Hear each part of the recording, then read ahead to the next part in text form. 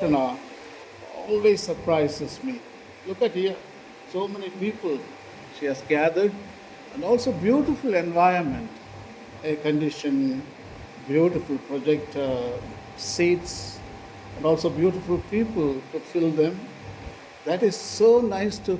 I know all of you. I know all of you unconsciously in the soul level. All right, we met many times in different environments, of course, in different forms, right? We met and we lived side by side. We conversed together, we ate together, we slept together, we died together. Yeah, that is the unbelievable insights from the soul. If you let your soul talk, it will talk about only one thing: truth. Truth. There is no philosophy, there is no theology, there is no politics, there is no technology, nothing. It talks only truth, nothing else. So the ultimate knowledge and wisdom, everything comes from the soul. So look at here, my title. It's a judgment of the soul, ecological balance through Jain food and thought. I'm so happy all the introduction, those who gave introduction this morning, everybody was particularly explaining about the scientific part of ecological balance. That helps me to advance with the philosophical, I am a Jaina philosophical discussion. Thanks for that wonderful insights you gave me. Dr. Priyadarshana, really I'm honored with such a deep insights this morning. And also, I would like to thank Brother Thomas, Brother Arul. They are the great teachers. I am so happy and honored with their presence. And Mrs. Priya Regis, recently she retired from the state of managership from the Indian Bank. And we welcome and we wish you a very, very peaceful and happy life in the future. And Mr. Regis, my wonderful friend, my mentor, I call him. Look at him, he always goes. He was born with the gimbal and the telephone, I guess. Look at him, all the time he has only gimbal in his hand. He's a very good YouTuber. And also other people, I know all of you, especially Mr. Jain here. I am honored by your presence, and really, I have met you many times in my previous births. We have been together. All right? Wonderful. Dr. Priyadarshana, can I proceed? Welcome all of you. Welcome all of you. Okay, this is the methodology I'm going to follow. First 15 minutes, ecological balance. Already, introduction, many people talked about it, so I can skip the whole matter, I guess. The second 15 minutes will be Jain food and thought. Together I deal. The third one is denial of the soul. I mean, today, the individual karma, now it has ended up in a collective karma. That is 8 billion people karma. So, which is denial of the soul. So that is sad part of our discussion, 15 minutes. And the last one is the path to renewal, which can be achieved only by Ratnatraya, those 3 gems of Jainism: right knowledge, right faith, right knowledge, right conduct. Yeah, conduct. So these are the 3 going to decide the fate of our universe. What is ecological balance? As already put it, ecological balance is the state in which organisms and habitats interact harmoniously in a system.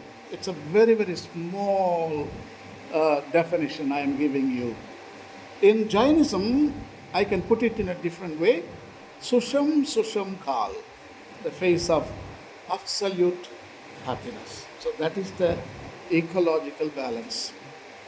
The opposite is Dusham Dusham Kal, the face of absolute sorrow.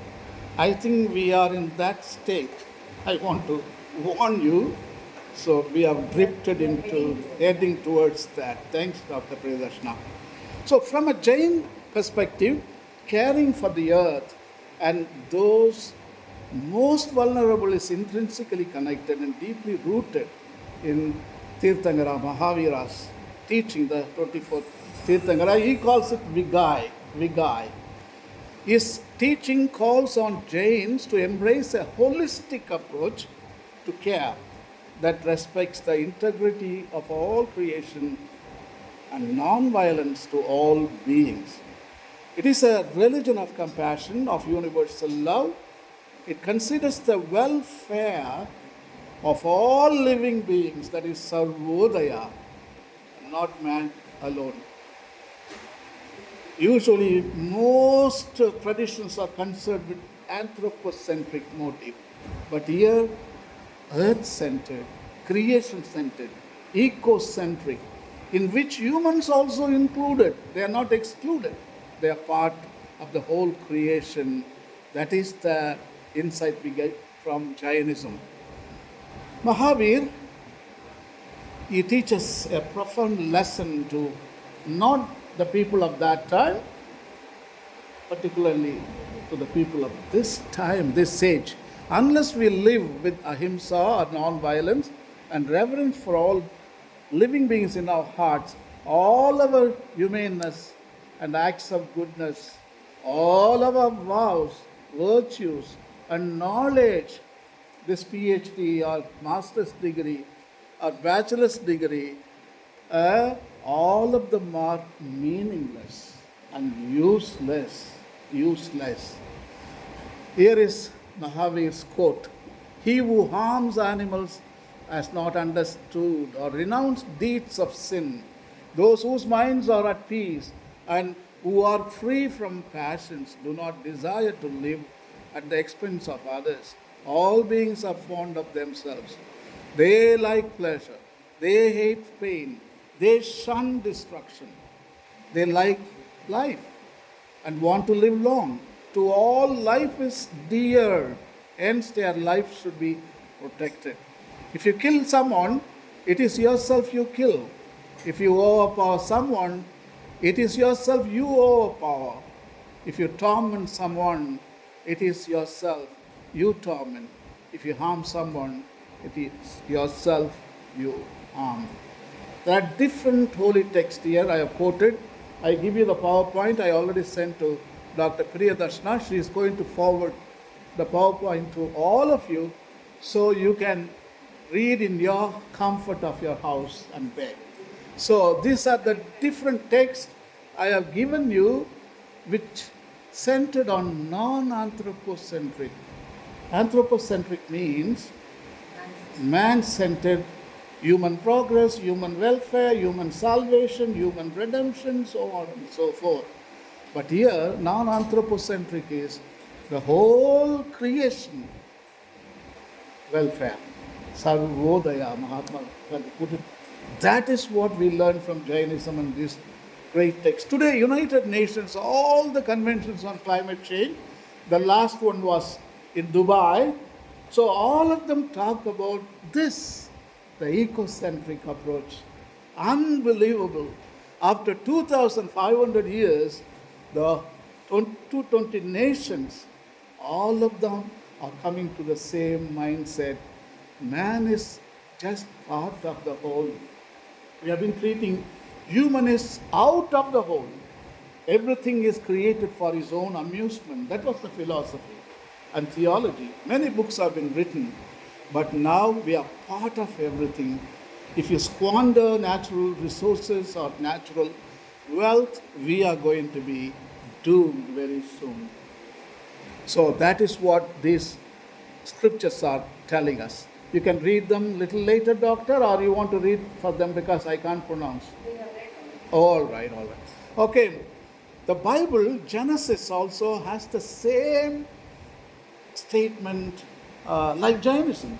I mean, it says it should not be anthropocentric. It should be balanced. Ecological balance for Bible is, then God said, "I give you every seed-bearing plant on the face of the whole earth, and every tree that has fruit with seed in it. They will be yours for food." He is talking to the whole creation. whole natural order. God is telling them, all of you eat only vegetarian food, nothing else. No meat is He never intended to any creature. They will be yours for food and to all the beasts of the earth. Even animals were vegetarians, and all the birds in the sky and all the creatures that move along the ground, everything that has the breath of life in it. I give every green plant for food, and it was so. Where did we go wrong? All the holy texts talk the best, the good stuff. The mistake is made in its interpretation. God made everything so beautiful and simple. Humans have complicated it. That is what the truth is all about. Human people have complicated what God has made. So that is, the Bible is so rich and it comes to life when we see through the lens of Jainism. Unbelievable.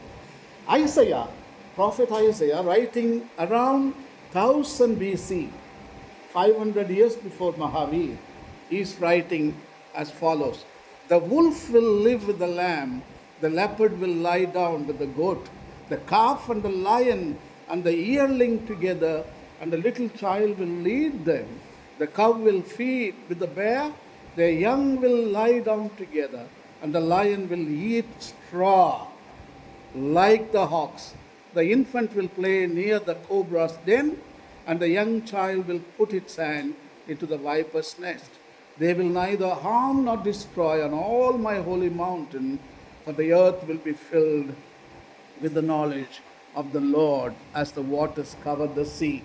You know what? In the beginning, even dog family, cat family, only two families, they eat meat. Only two families. Another family, even primate family, humans are eating the meat. But actually, dog family, cat family, they are the non-vegetarians. How it happened? Because of mutation. God gave the commandment, but the mutation gave them ability to go for kill one another. So, but now the same mutation is coming back. That is what Prophet Isaiah is telling. Of course, Mahavir was right in 2500 years before when he said this. Exactly 500 years after Prophet Isaiah, Mahavir is interpreting in the same way. The same time is coming, vegetarian. So this is not a utopian statement. It is a real stuff. Huh? The time period. 1000 years before Christ. 1000 BC. Yeah.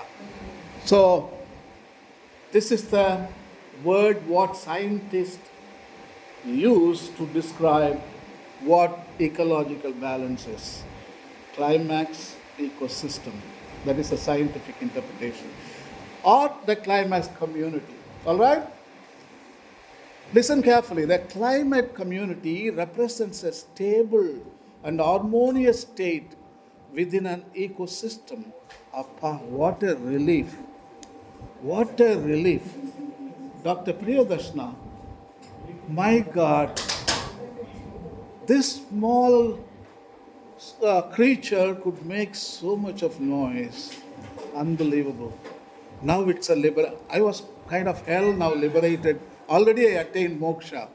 Okay? Already I am liberated. Jina, I am a Jina. Everybody is Jina because see there, the liberation from the fan. We are all Jinas. All right. The climax community represents a stable and harmonious state within an ecosystem where the species and their interactions are balanced, resembling a well rehearsed performance. That is what Jainism says.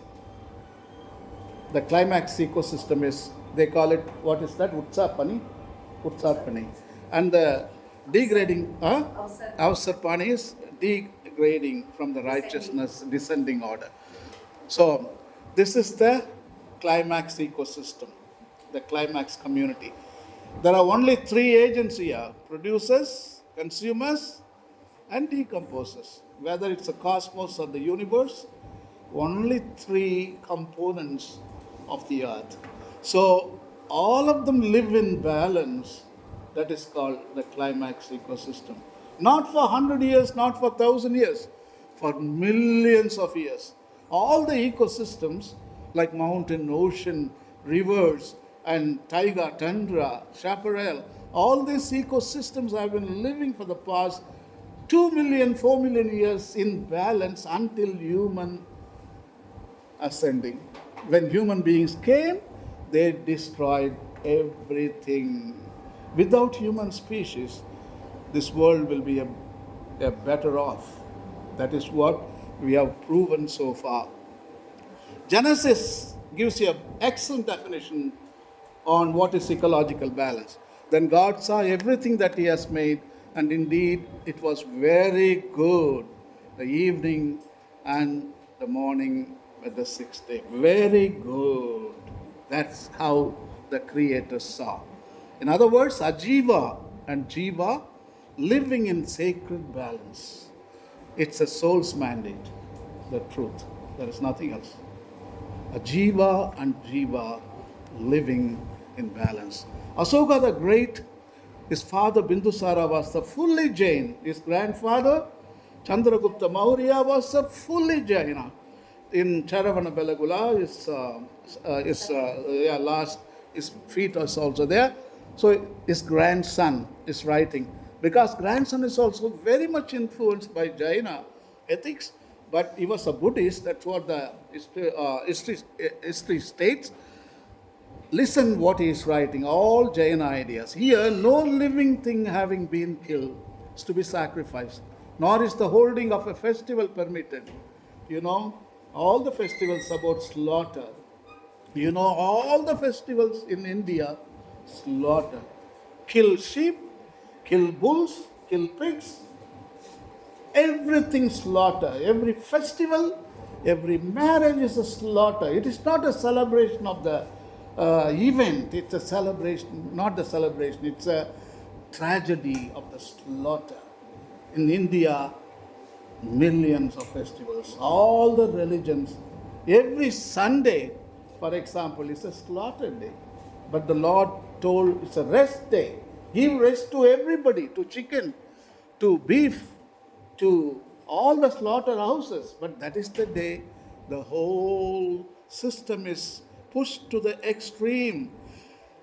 Asoka, his name is Piyadasi, sees much evil in festivals. Many hundreds of thousands of living animals were killed daily for meat.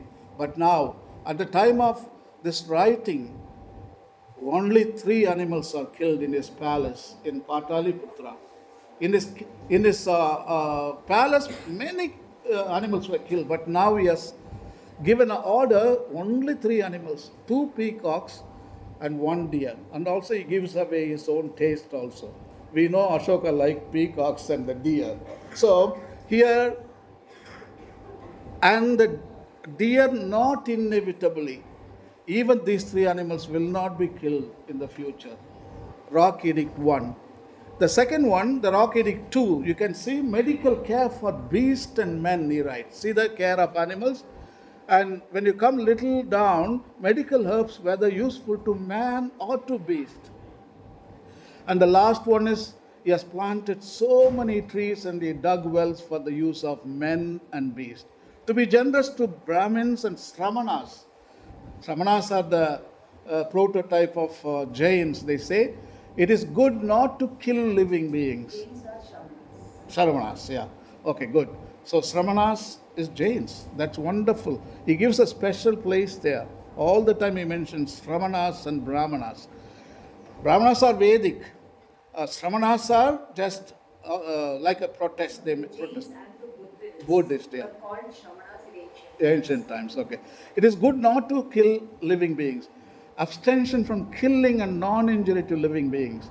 For I consider that I must promote the welfare of the whole world. See the welfare of the whole world.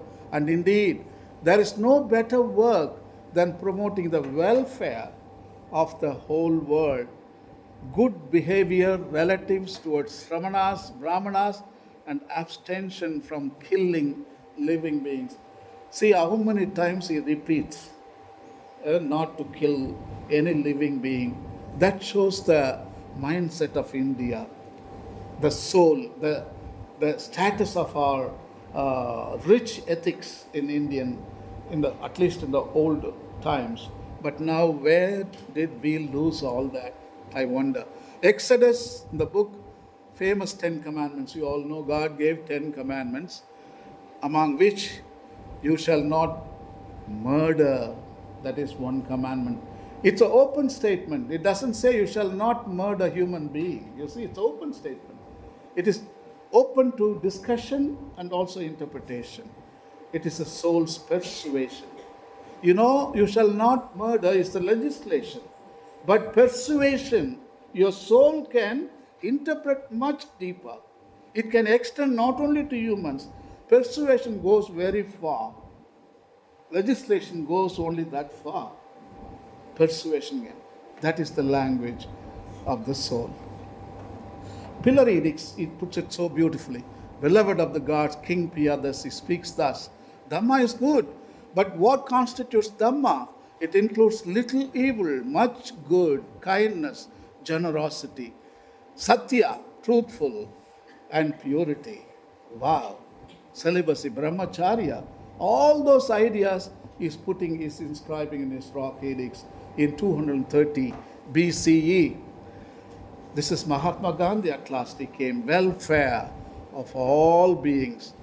Now we are entering into second part of our discussion. 95% of our prehistory was vegetarian, humans. 4 million years, that's what the anthropologists, they say that humans have evolved in Africa. Australopithecus afarensis, that was the first species name, and then Boisei, then Homo habilis, that 2.5 million years ago, he became a non-vegetarian. He was the first one at the taste of the blood. So most part, we were only vegetarians. All the Homo erectus was a vegetarian. All these people were Homo sapiens. We lost our soul, non-vegetarian. Can you imagine? So our beginning was good. Again, Jainism is right. Utsapini, Ausarpini.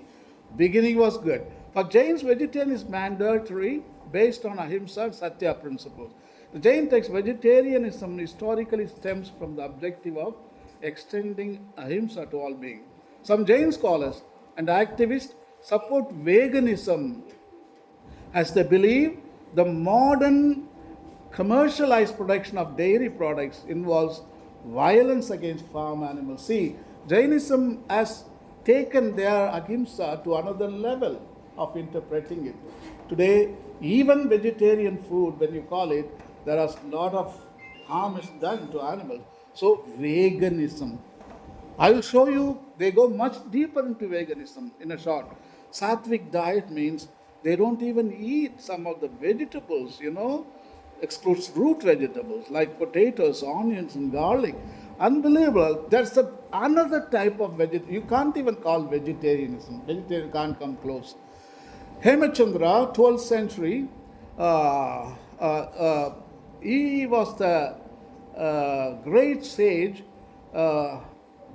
became friendly with Kumarapala, one of the rulers of that time, and he banned, because his influence of Jain ethics made Kumarapala to ban animal sacrifice. The religion was completely uprooted in Gujarat. Even almost 900 years after Hemachandra, Gujarat still continues to be a predominantly lacto-vegetarian state, despite having an extensive coastline. I go very, yeah. It was called as Amari Ghoshna. Amari Ghoshana. Amari means no Marna. Okay. Ghoshna means The cow. order. Order, Ghoshana. Okay. I always go to Gujarat to give talks. At that time, I go in the train, When I go in the train, I pre-book the meals. So they call Raya Pakasi. Only myself in the whole, compartment, non-vegetarian. I'm talking about some 15 years ago, non-vegetarian. Raya Pakasi, non-vegetarian. Everybody looks at me. Who is this stranger? And who is this from another planet? So now I don't do that. So another planet. All the people are vegetarian. Unbelievable. I mean, that is Sare Jaga Se Acha. This is what India is all about. Influence on vegetarian cuisine in India, my God. Here is the list, here is the list. I live from Tiruvannamalai district, no, Vellore district, bordering Tiruvannamalai. You know Tirumalai, the Digambara, big mutt is there. So we are living just 45 kilometers away from. So our food habits were influenced very deeply by Digambara Jains. We were vegetarians entirely. I don't know how I drifted into non-vegetarian and again came back to my genes are calling out loud. They are crying out loud. Come on, come on! You are like what is the Chanta Shoka, like a Kalinga war. I went to Kalinga war and I came back now Dharma Shoka. So everybody doing the same thing, Kalinga war, all the time in your soul's level. But you can come back to Dharma. We can do that. We are capable of doing it. So this is a logo, no? Vegetarian green.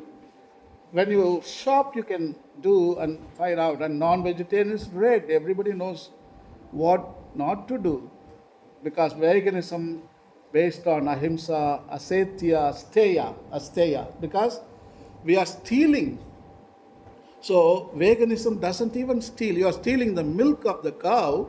The milk belongs to the calf, but you are bringing the cow, you are drinking it. So asteya, you are stealing some other. So right there, brahmacharya and aparigraha. All these are included in veganism.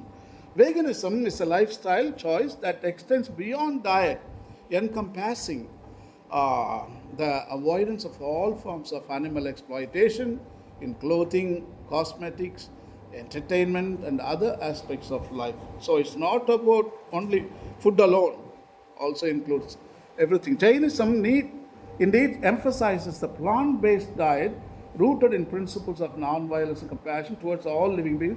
It certainly aligns with many aspects of modern veganism, but you see, I want to show you the difference. Jain veganism is something much deeper.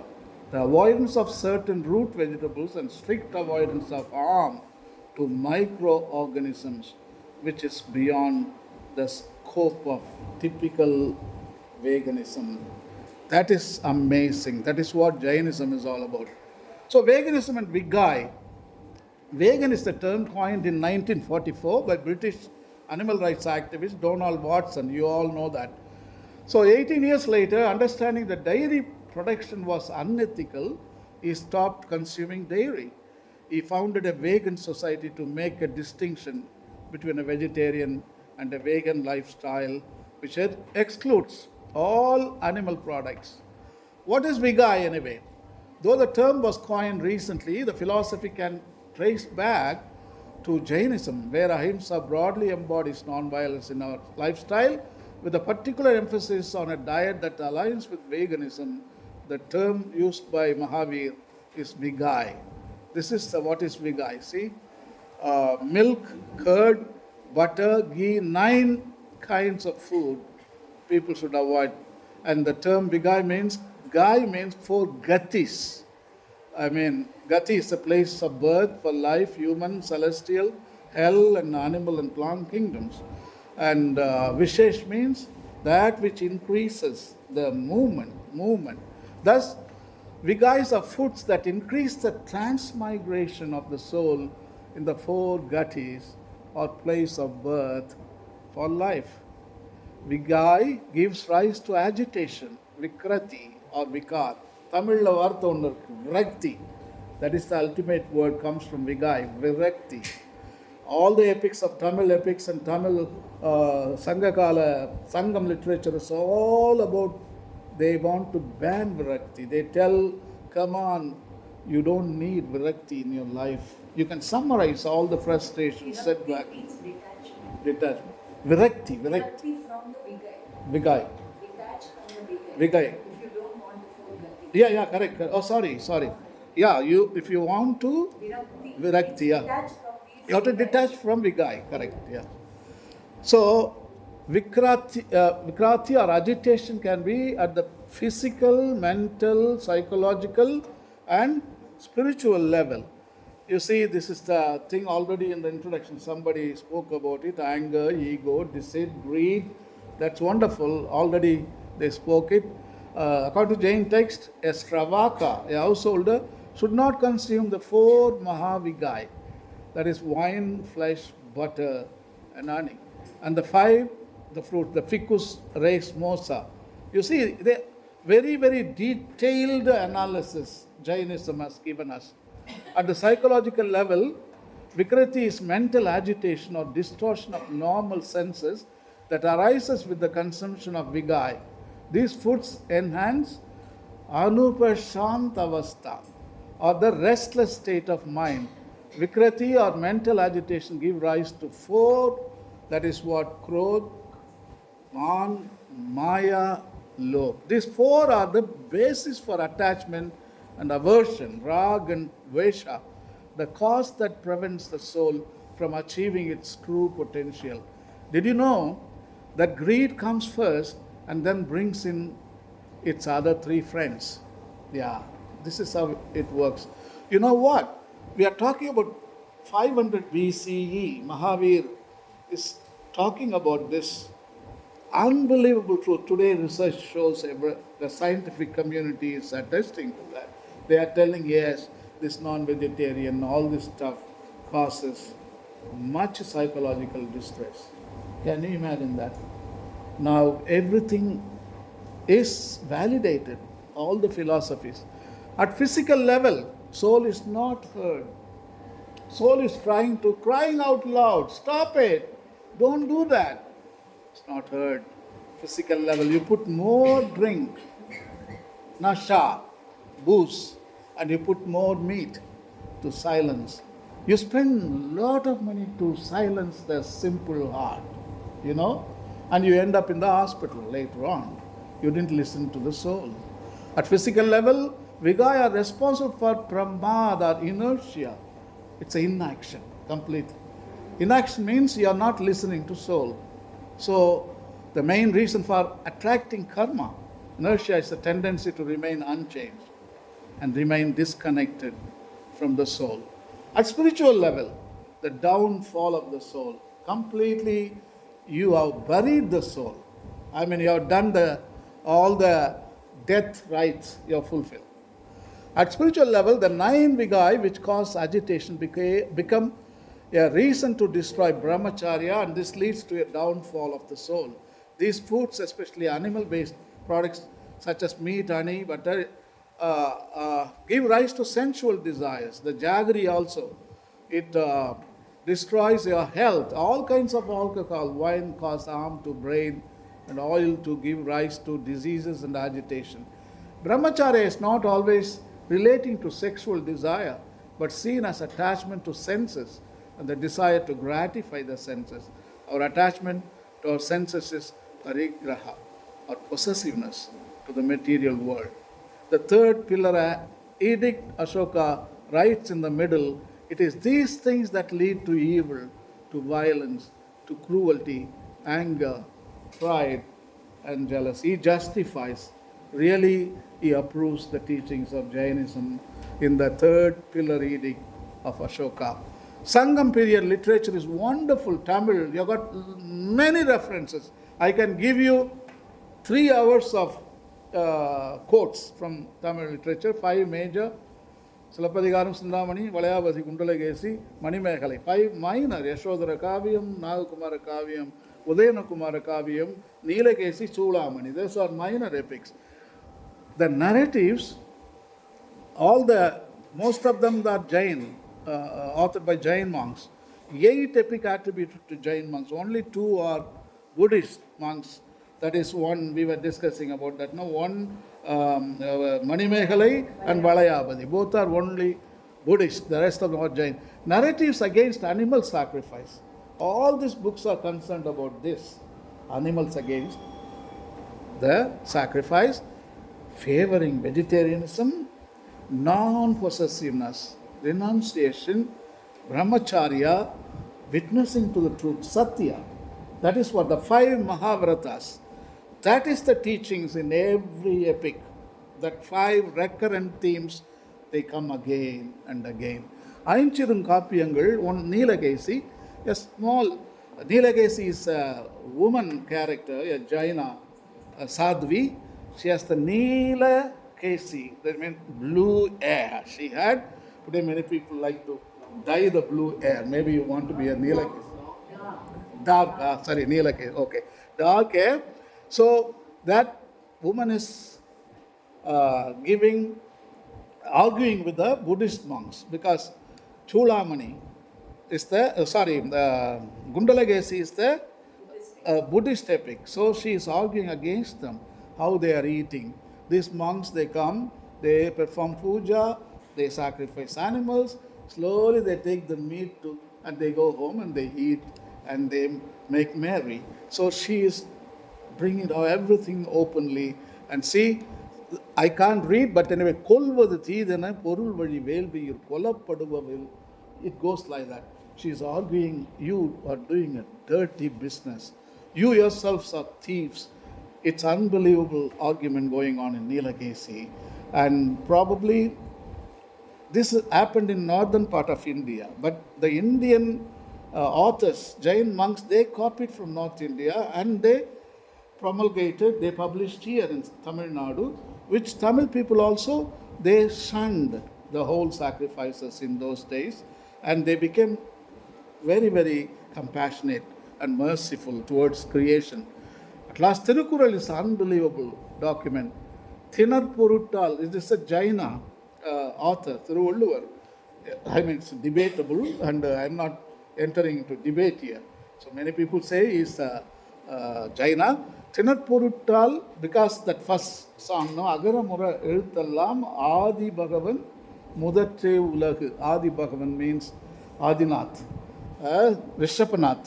So that is what he says in the first. So many people say it must be a Jaina Kapya. Thinarpuruttal Kolladu Ulagenin Yarum Vilai Puruttal Unduruva Ril. See, Kalanjar Vilakam. May Kalanjar's soul rest in peace. புலால் உண்பதற்காக உலகினர் உயிர்களை கொல்லாதிருப்பின் புலால் விற்பனை செய்யும். See the Kalanjar voice, no, you can talk like விற்பனை செய்யும் தொழிலை எவரும் மேற்கொள்ள மாட்டார். That is the so beautifully put in Kalanjar. Kalanjar is an amazing man. His interpretation is the best on this Thirukural. What it means? If the world did not purchase and consume meat, no one would slaughter and offer meat for sale. Fifth Pillar Edict, I'm not reading it. Completely it mentions about only animal species. Parrots, tigers, deer. See, is fully dedicated to ban the animal sacrifice and also promote the welfare of the whole world. So such a soul-searching edict. It's unbelievable. He put his heart and soul in writing that. Bal Gangadhara Tilak, he states as follows. In ancient times, innumerable animals were butchered in sacrifices. Evidence in support of this is found in various poetic compositions, such as Megadatta. But the credit for the disappearance of this terrible massacre from the Brahmanical religion goes to Jainism, period. This mantra, Bhojana mantra in Jainism, that includes everything. Before meal, this prayer is supposed to be said. I think the Jains here, they know that prayer very well. At last, Christianity comes here. Pope Francis is in the hospital, very serious. Say a prayer for him. Pneumonia. So it's very sad. So he really talked, he wrote many texts in favor of welfare of the whole world. So Christianity really at last, they Assisi and so on, yeah. So he has brought 2 billion Christians at the service of non-vegetarianism. He has invited now. Vegetarianism. Now he is inviting 2 billion people, come on, don't come away from non-vegetarian and become vegetarian. Maybe vegan, I don't know when, like you, but vegetarian is a good stuff already. We need a new mindset. and a new holistic approach, and must plan food systems that protect the earth and keep the dignity of the human person at the center, that ensure enough food globally and promote decent work locally, and that feed the world today without compromising the future. This is a statement, the summit of the United Nations they had in 2021. It's a food system summit. Now we come to the third part, is the denial of the soul. That is the root of our unjust food system. That is what we are facing today in the world. Okay, Kala Chakra, you know very well. Dr. Priyadashna and also other Jains here present, I want to tell you, you know what? Everything is predestined here. The Jain scholars were so smart in explaining the fact that everything is like a DNA is predestined. One is ascending, one is descending. So The way you put the emojis, I know. so beautiful. Sushma ke liye two, then Sushma ke liye one.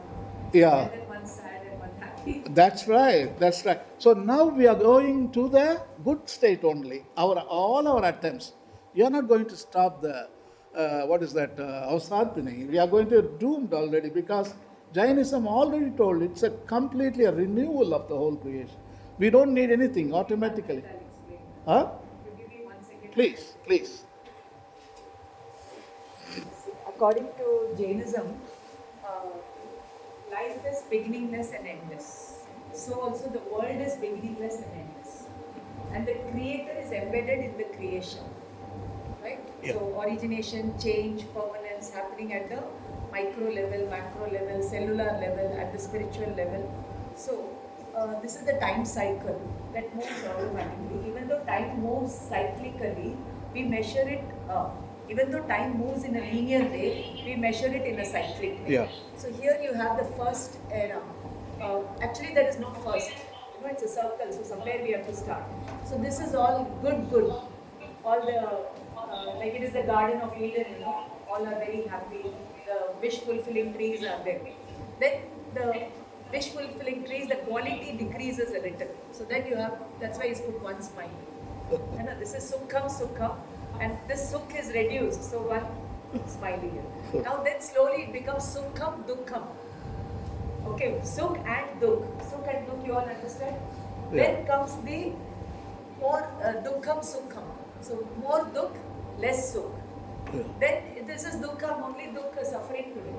Yeah. No real happiness. We are destroying, we are taking to all kinds of things. And slowly, this will be for 21,000 years, and this will give room to this one. Only Dukkham Dukh. This is the Ghor Kali Yuga. This is where the humanity will close after this.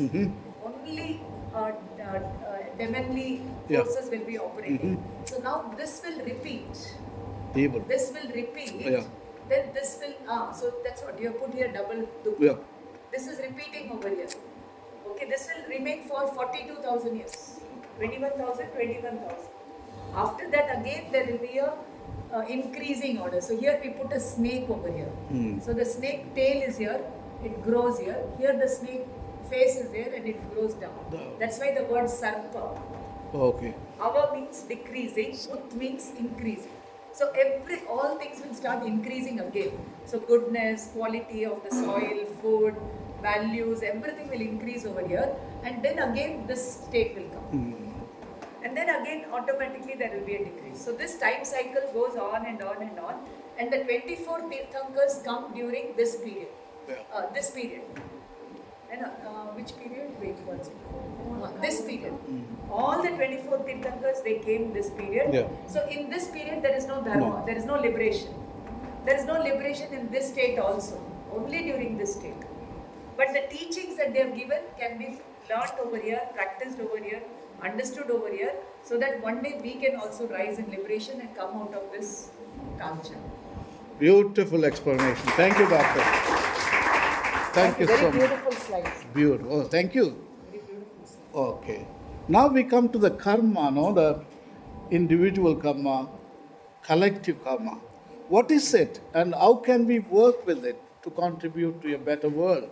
We may be familiar with the idea of karma on a personal level, but what about in the context of a larger community? Karma is the eternal law of cause and effect. Karma is generated with every thought, word, act, and indeed, it can reach into any aspect of life. Newton's third law for every action, there is an equal and opposite reaction. So, for a good action, there is a generally equal in magnitude good action coming back to you. For a bad action, likewise. So, to stop the chain reaction, the only thing we can control is ourselves only in the soul level. You can bring out the change only in the soul level. Yes, nothing else. Not in technology, not in economy, not in politics, not in religion. Only soul can That is undo. what all the Tirthankars did. They I know. conquered themselves and they liberated. I know. Collective karma. This is what I am telling. That is what Doctor was telling. The good times are over. Tirthankaras came and gone. There is no chance of becoming better now. Now we are doomed. So it is our sarpini. So karma works on a collective level too. Collective karma means a group of people sharing the same karma. There is the collective karma of race, of nations, and there is the collective karma of the world. 8 billion people karma right now is doomed. Collective karma is part of life because this is how we learn to work together in an organized and productive way. It's people working together who produce civilizations with their various cultures and societies. All the great achievements of humanity are the result of cooperative efforts. Some of our brightest movements have occurred on a collective level, and some of our darkest as well. This is the time. Charanga Sutra, sixth lesson, puts it so beautifully. Some slay, this is a collective karma quote, okay? Some slay for sacrificial purposes, some kill for the sake of the skin, some kill for the sake of the flesh, some kill them for the sake of their blood, thus for the sake of their heart, their bile, the feathers of their tail, their big or small horns, their teeth, their tusks, their nails, their sinews, their bones, with a purpose or without a purpose. Some kill animals because they have been wounded by them, or are wounded, or will be wounded. So I think, But now man is killing. yeah, exactly. We have come to that point. Doesn't take too long. You have to. Then man will kill each other. Also, you eat animals. At last, nothing will be available. You will be eating man as well. So that is how things are in China already. You know, in the media portrayed that they are eating the human flesh also. Fetus. Yeah, fetus, yeah. Does bad karma cause a chain reaction? Yeah, I agree with that. It is reflecting in our own lifestyle. Yeah, every day in the family, in your own personal life, we see chain reaction is going on. The production of food. See how one evil perpetrates a chain of evils. Here, I have written here, the production of the food and goods involve multiple stages. From the stage of planning to the stage of execution, aram and sambaram. It starts with an idea followed by implementation and execution using time, natural resources like land, air, water, and simultaneously causing harm to other life forms in every stage of execution. And the expansion of such activities, every life form, from one sense being to 5 sense beings, are caused harm, and in most cases are killed in obtaining these products. For example, forests are cleared for rearing farmed animals. Due to deforestation, various plant, insect, and animal species are killed. Many insects, animals, and birds are left homeless, and various species over the last few decades have gone extinct. Look at the chain reaction. For one action, there is a reaction, multiple. Anyway, greenhouse gases. It's all collective karma. It could be argued that red meat and dairy have a much higher footprint because its emissions are dominated by methane, a greenhouse gas that is much more potent but has a shorter lifetime in the atmosphere than carbon dioxide. Methane emissions have so far driven a significant amount of warming, with estimates ranging from around 23% to 40%. It used to be only 15% some 20 years ago. Now it's reaching almost 50%. The greenhouse gas methane is responsible for the climate change. That's very dangerous. See the graph? Methane is the biggest problem, but it is short-lived in the atmosphere. That's a good news. Carbon dioxide lives for 100 years. Methane lives only 22 days and it disappears. But still, we are putting so much of heat. The issue of water is another problem because of meat eating. The poultry, the beef farms are using so much of water. This is the graph. Look at the beef, lamb, goat, pork, rabbit, chicken. All of them they are water depleting farms.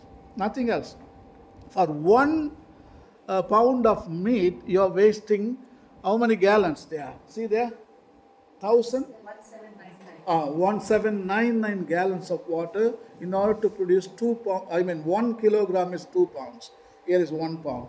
So 2 pounds is 1 kilogram. For creation of 1 kilo, double, you have to double up. You have to double up, and that is the emissions what we are making here. Water is used, yeah, exactly. This is the emission here.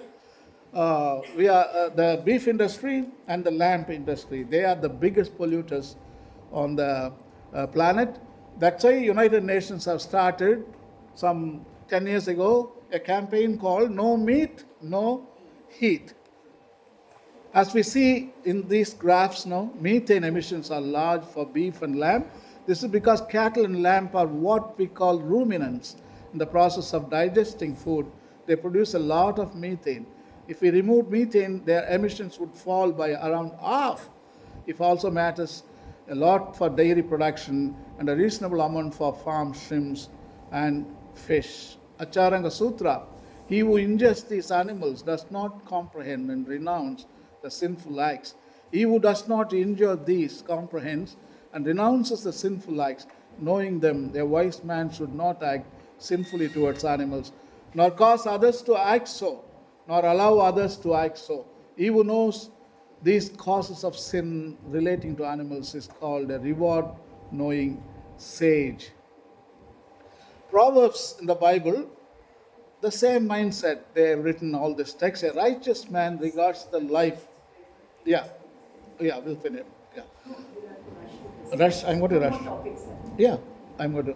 Yeah, life of the beast, no problem. A righteous man regards the life of his beast, but the tender mercies of the wicked are cruel. The Isaiah puts the same thing. Again, the good times are coming out.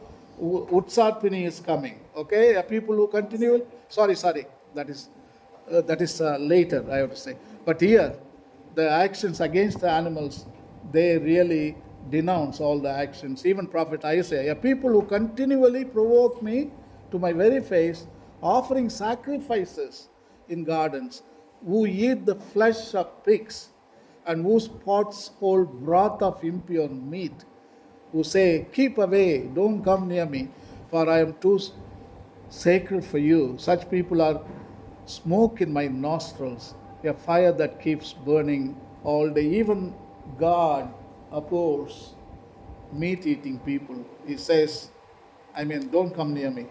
I hate you. World hunger can be solved with vegetarian diet. See, one non-vegetarian meal is equals to 15 vegetarian meals. So much of grain is fed to animals in order to produce meat and water. So we could feed the whole planet. There is no hunger if you go to vegetarian and vegan mindset. The goodness of the earth, it can feed everybody. Enough resources available, but only humans, they tamper with the goodness of the earth. Some may be concerned about whether a vegetarian diet is healthy. Look at the Jains, Gujaratis, and Brahmins. That's the only one example I give you. They're all smart, beautiful. They are health in mind, body, and spirituality. That's it. A path to renewal. The last. Finish with denial of this. Yeah, this is the denial of the soul. We are doing that. So the last one is part two. Renewal. We'll finish it on time. Ratnath. Yeah. Yeah, okay. Ratnatriya, Jainism, the birth of new consciousness. Today, every nation, they talk about Jain ethics and Jain philosophy, sustainability. Everybody. Can you imagine? Even Mahavir would have never imagined his philosophy is going to be talked all over the world today. Sustainability, that is the ecological balance. What is it? Lord Mahavir and Jain ethics, they have portrayed in the past. Every nation talks about ahimsa, not to hurt the soil, water, air, ajivas. We need to protect the ajivas and also the jivas. So that kind of thing is flourishing, I could say, starting to flourish. All right. So I call it a birth of a new consciousness based on the profound ethics. That is Chetan, no? What do you call in Jainism? Chetan or Chetan? Consciousness. Chetana, yeah. Chetana, yeah. It's the basic inner feature of the soul based on the spirit of the age. You know what is the spirit of the age? In German, it is called Zeitgeist. Zeitgeist. That is the movement which states that today we are in the spirit of the age. In other words, a Jain ethics, ahimsa, satya, aparigraha, brahmacharya, all those things are flourishing, coming back again. And the spirit of the age is not started by any religion, any pontiff, any political agency, no philosopher, no theologian. It is the voice of the soul. 8 billion souls are crying out loud. That is the spirit of the age. That is called zeitgeist. So today 8 billion people, they are listening to the voices of their soul and trying to do something about it. Because their time is over. It's a premonition, they call it. The soul's language, most of the time they brand it with this word, premonition. Premonition. Premonition means it is in your genes. It tells you, it sends a warning, it sends a alert, it also advises. Premonition. Premonition, yeah. So it comes back, and all the 8 billion people today are feeling it in the soul level. That's why everybody wants to learn. Can you imagine some 20 years ago, if I gave this lecture, nobody would have come. Nobody would have come. They don't know what this nonsense he is talking about. But today, all these people also, they did not came here answering the invitation, but the soul is telling them, go and get something and learn something. All the souls together, we give hope. This is the hope. This is the victory. This is Jina. Every soul, there are insects here, there are microorganisms here, they are also with us. Ajiva is here, so and so. Their light is there, temperature is here. Ajiva and Jiva. We are all part of, in this room, we co-inhabit. So the same thing happening is also in the macrocosm. This is the microcosm. Tirumula puts it nicely, Andam and Pindam. This is the Pindam, that is the Andam. அண்டத்தில் இல்லாதது பிண்டத்தில் இல்லை பிண்டத்தில் இல்லாதது அண்டத்தில் இல்லை. Fantastic. What is out there? We were discussing in your room. What is happening in the inmost of your soul is reflects outside. What you are inside, அகத்தின் அழகு முகத்தில் தெரியும். What you are inside. Mahatma Gandhi put it Swaraj, inner Swaraj, outer Swaraj. Okay, Jainism emphasizes Ratnatriya, the right faith, right knowledge, and right on deck. That's it. It is the language of the soul, constitutes the path to liberation. These are known as the triple gems, jewels of Jainism, and hence also known as Ratnatraya. International community's consensus, see, to return to vegetarianism or environmental vegetarianism, wow, it is the outcome of the soul prompting. Zeitgeist. Learn that word zeitgeist. You type in Google search zeitgeist, they will explain everything. It's a spirit of the age. It's all the 8 billion souls are coming together at one point of our history. We Why are, not age of the spirit? huh? Why not age of the spirit? Why spirit of the age? That's why they call it zeitgeist, spirit of the age of the spirit. Maybe We'll discuss. we will discuss later. Yeah, environmental vegetarianism. This is one of the outcome of the zeitgeist. Everybody commonly, it is called environmental vegetarianism.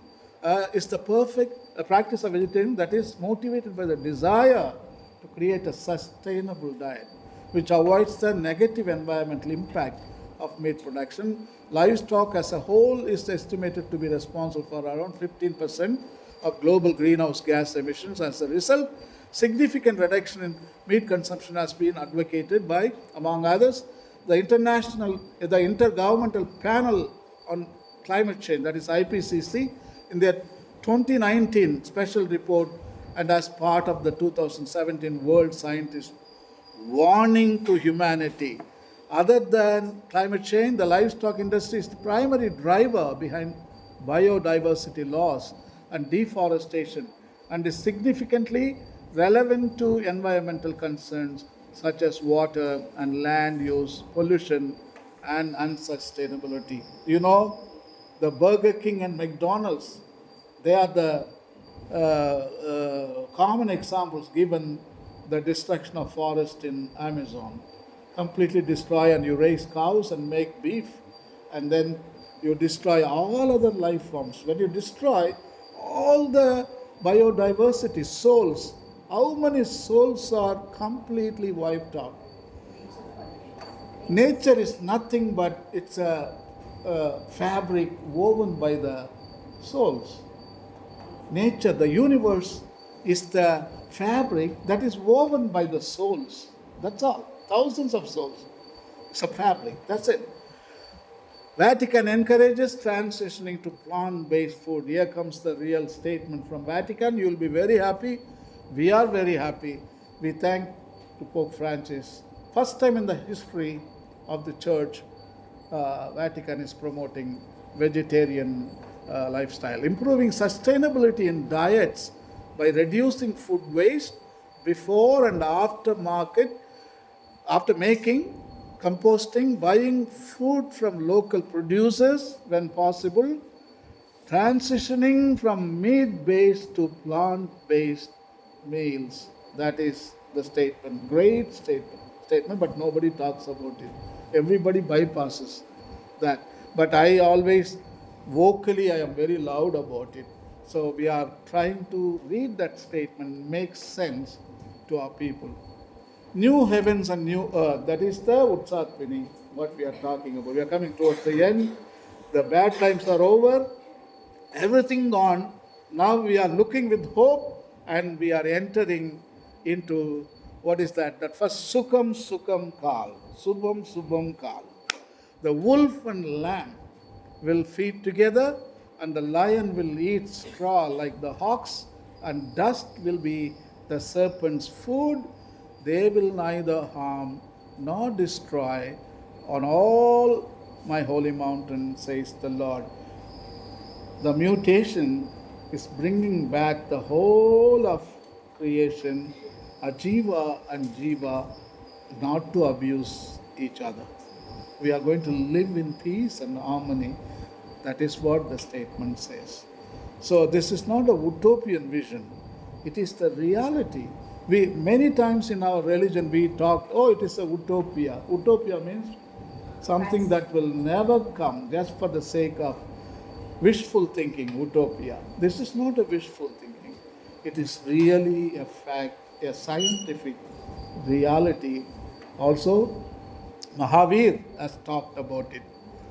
The Jain cosmic wheel of time revival of Ratnatriya can usher in the advent of the new heaven and new earth that was foretold by the Tirthankaras. It's predestined, like in our DNA. That is what Dr. Priyadarshana just told you. It's all God is inside, and is our universe is animated by the soul at last. All right? Our universe is animated by the soul force, truthfulness, soul force. So that is the truth. Seventh pillar edict is forever contemporary. I want to read it in entirety about it. So you are going to like this text. It's going to summarize all that we have been discussing for the past an hour and 15 minutes. Thus speaks the beloved of the gods, King Piyadasi, that is Ashoka, on the roads. I had banyan trees planted, which will give shade to beasts and men. Look at the use of language. He throws beast first. Humans come second. See, that is unbelievable writing from the 230 BCE, beast and men. I have had mango groves planted. I have had wells dug and rest houses built at every 8 kilometers. And I have had many watering places made everywhere for the use of beast and men. That is the seventh pillar edict. I have appointed some Mahamatas to concern themselves. Mahamatas means they are the interpreters of the Dhamma, concern themselves with the Buddhist order, with Brahmanas and Ajivikas, with the Jainas. He particularly mentioned Jainas. The word Jain is there. Yeah, Jain is there in the edicts. Yeah, Jainas. So, you know why he mentions? Because he's going to talk about Jaina ethics. That's why he mentions particularly Jains. Recently, I just did research on that. And with various sects. Thus, the glory of Dhamma will increase throughout the world, and it will be endorsed in the form of, see there, mercy, ahimsa, charity, satya, truthfulness, purity, brahmacharya, gentleness, aparigraha, and other virtues. All the five Mahavratas he is summarizing in this edict, especially mentioning the name Jaina, very particularly. So that is amazing edict for the Jainology department. You can do further research on Romila Tapar. I just did research on her, and she writes all that. The last one is the advancement of Dhamma amongst men has been achieved through two means: legislation, and that is the language of the soul. See, Asoka really brought this out from his own soul. That's why this edict is very forceful. But of these two, legislation has been less effective then and now. Even now, legislation is not at all effective. In Tamil Nadu and so on, there is no legislation. In some parts, North India, absolutely, they will ask you, what is legislation? Yeah? To that point, we have gone. But persuasion, see, I am putting soul.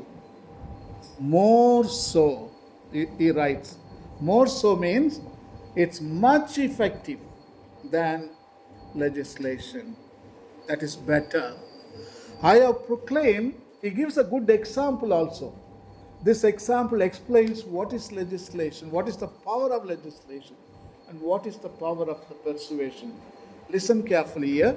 I have proclaimed through legislation, for instance, that certain species of animals are not to be killed, and other such ideas. But men have increased their adherence to Dharma by being persuaded not to injure living beings and not to take life. He mentioned only certain animals not to be killed, like peacocks, deer not to be killed. But the soul language prompted to his own people in his own kingdom not to kill any living beings. He told only animals and peacocks. See how the persuasion, soul goes all the way. Legislation can go only that much. Soul takes you much deeper. So that is what persuade. This edict is very good. I think Dr. Priyadarshana, you got to read that, especially the Mahavirata, seventh pillar edict. You just consult I that and have you. read them, but the word Jain, I It's there, it's there, it's there, yeah. Anyway, the power of persuasion, Noah, also termed as Chaitan, Atman, self or soul, consciousness, a gentle voice of a soul, a right faith, a right knowledge, and a right conduct.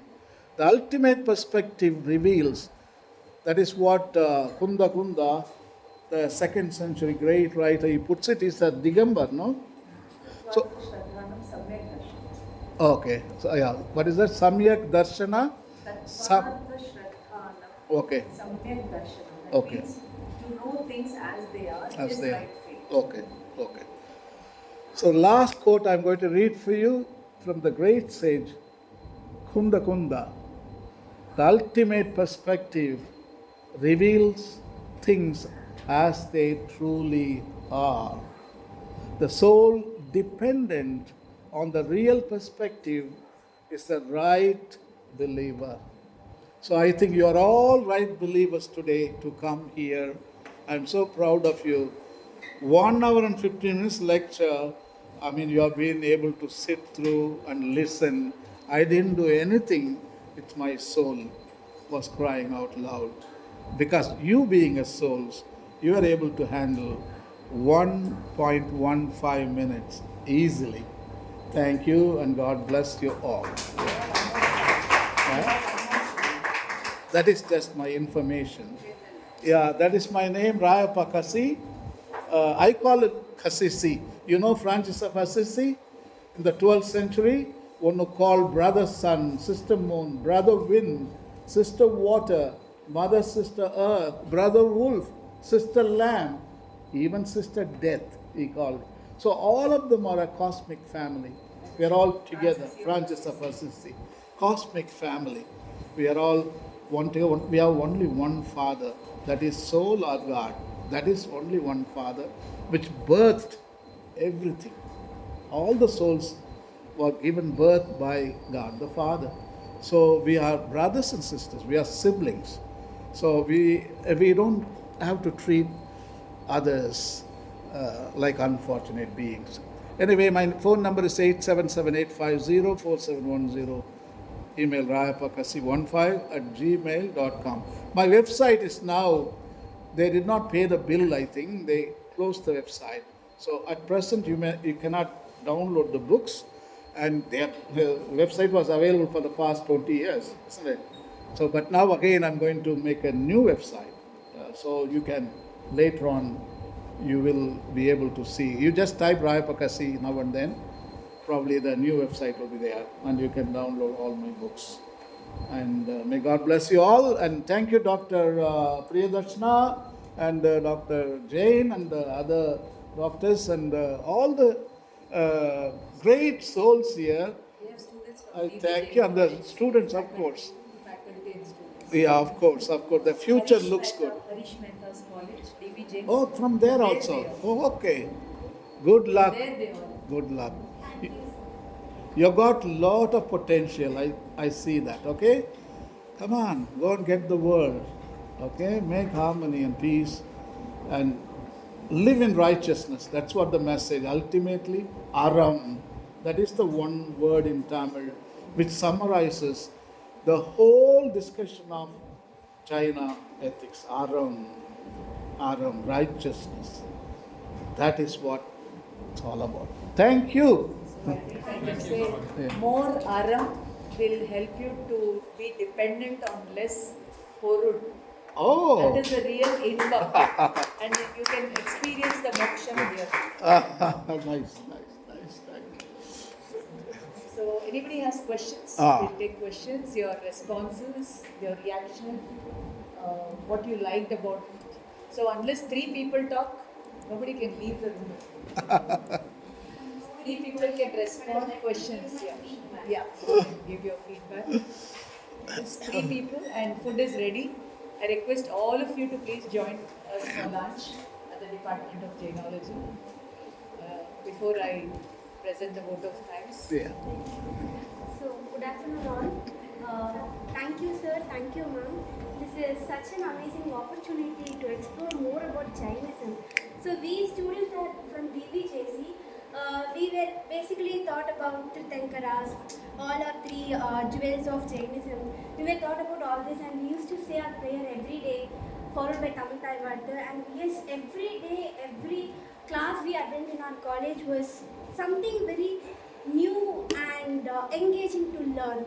But today it was really a thought provoking, invoking, and eye opening session, sir.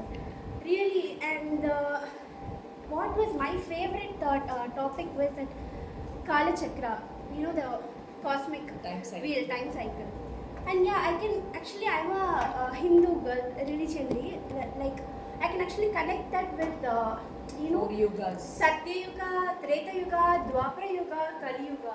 So, like, we all are divided by our religious culture traditions, but Adipadela, like, basically, you all are one. And Jainism is, I think, the very great tool for every person, maybe, you know, religiously, which can teach you everything for liberation. So, thank you all. Beautiful thought. Thank you. I'd like to thank my super senior, Mukundan Anna, yes, for such an initiation. Thank you. And all our faculty members, our HOD ma'am, everyone. So thank you so much. Thank you. Thank you so much. Good. Next, who would like to come? What you learned, what you liked. Just a word of appreciation for the scholar. Just a second, 1 second. Yeah. So please. Please. Yeah, okay. You come. he can- Okay, We Thomas. are in an age of utter despair. Sir, we would like you to. No, he can't. For the YouTube, sir. Yeah, okay. Okay. Okay, he's. We are living in an age of what we know utter despair. Yeah. And this thought that you have given today is like a silver lining in the dark clouds. Thank you. Oh my. The brother Thomas wording, I want to take it to another level. That is called the Great Derangement. That is a book available in the market. A derangement means we don't know what to do. We are just shocked. That's it. In inertia, we don't act anything. So we ran out of ideas, creativity, everything.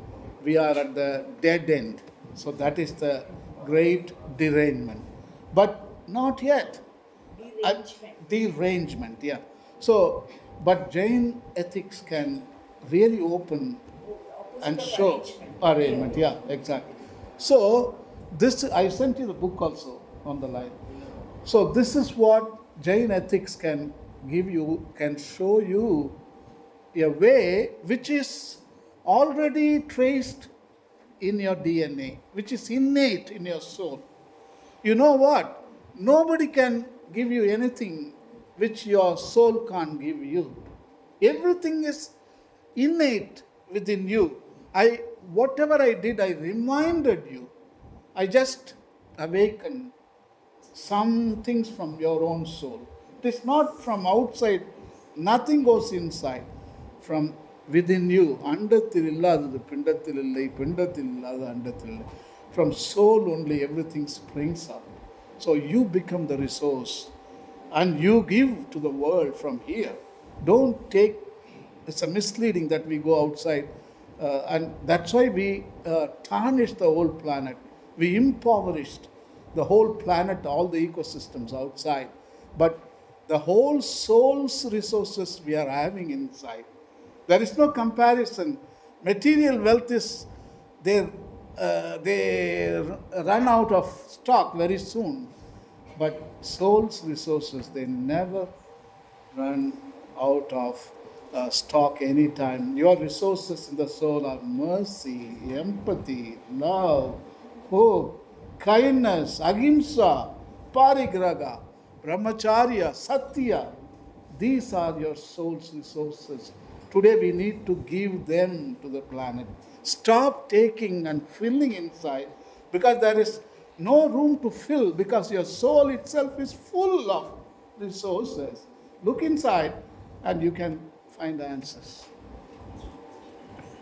Thank you so much, sir.